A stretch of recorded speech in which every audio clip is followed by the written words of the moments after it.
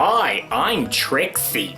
You know, recently I put out a video called Ask Trixie Episode 20. You know, that's the one where I talked about like horror movie sequels and what my favorite musicals are. Well, there was a problem, you see. When I edited that all together, it was way too long. It was like 20 minutes, right? So I had to go snip, snip, snip and cut it down because that is way too long for an Ask Trixie. But you might be wondering, what happened to all the stuff you had to cut out? Well, since you folks are so supportive, I put together a very special video, Ask Trixie 20 and a half.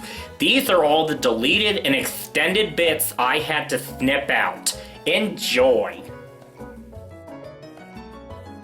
The thing with horror movies, though, is they can really, pardon me, they can really flex their wings when they make all these sequels because they can come up with all sorts of new ideas, all sorts of other challenges for the killer to pose, all sorts of other characters that have to face the killer, and maybe, you know, like Jason, maybe he'll take on different forms and, you know, gain new abilities and all sorts of things. You'll learn backstories about the killer, like, I think Jason was tied into the Evil Dead somehow. Remember Paranormal Activity? Like, they'd bring them out year after year after year, and it was like, I don't give a damn anymore. I don't care what Katie does. I don't care what was the name of the ghost? It was called Toby or something. I don't even remember anymore.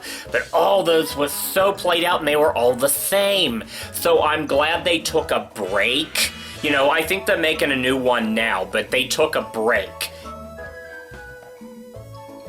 Jigsaw came out, that was the 8th one, and people were pumped again. They're like, oh, new Saw finally. I didn't know if we were ever gonna get one, so the enthusiasm was still there. But then, they took a break again. Now they're coming back with a 9th one, the one that Chris Rock is making, and people are pumped all over again. And this one, you know, Jigsaw, now that I think about it, was okay, because it was more like they took a break. But then it was like all the other ones. It looks like you just threw all the other movies in a blender, right? But the Chris Rock one's doing something new. He's taking it in a different direction, so that's great. Remember when they remade Rocky Horror? Do you remember? I remember. You know what really irked me about that? Was every now and then there would be like a glaring mistake. Like, why didn't you plan this out better? Someone should have said something about this while you were filming it. Like, here, I'll give you a real good example. Like, in the remake of Rocky Horror, you know, in the original movie, in this one, I don't have the remake anymore because. But this one, you know, touch me, they sing it in Rocky's tank, right? In the remake, she brings Rocky back to her bedroom, right? And she sings it there.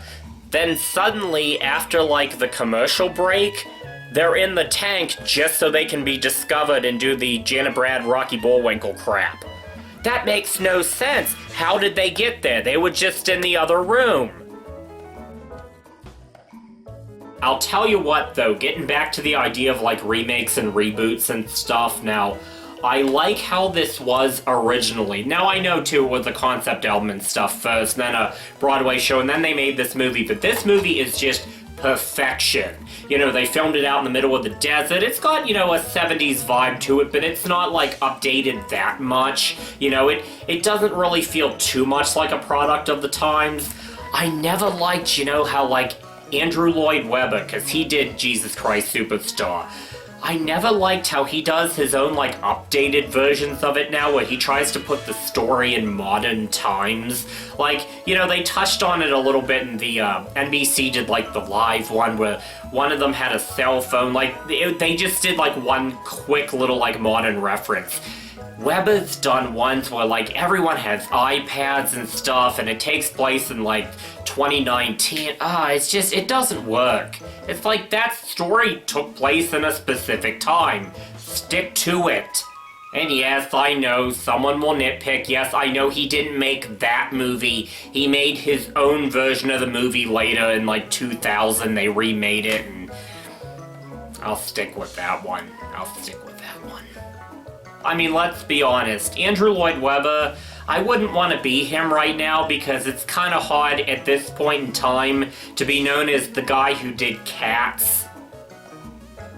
But you know, I know Andrew Lloyd Webber is beloved, and a lot of people love his stuff, so maybe my tastes are just a little bit off. For example, my number 2 pick, Xanadu.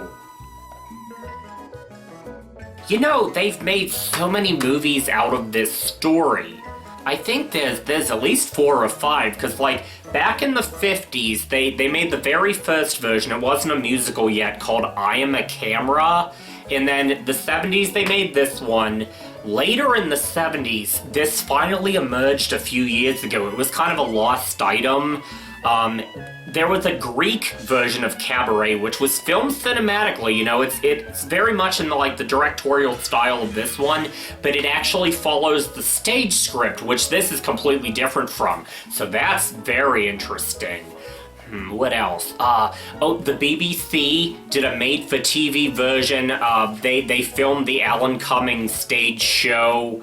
And then there was also, the BBC did a TV movie called Christopher and His Kind, which was, you know, again, not a musical, but it was the life story of Christopher Isherwood, and really followed Cabaret because, I mean, this was a lot of fictionalized stuff that actually happened to him. So in that you were seeing the real world versions of things, you know, the names weren't changed, you know, Sally Bowles had a real name and stuff like that.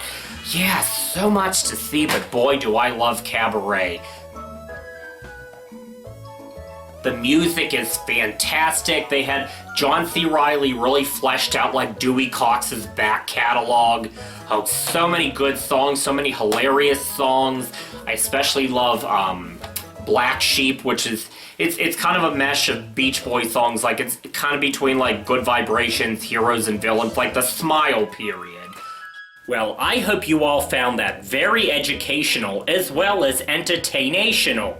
I have been Trixie, and oh, before I go, hold on, let me pull my light over here. I gotta get my little card here. This is from my next video, see?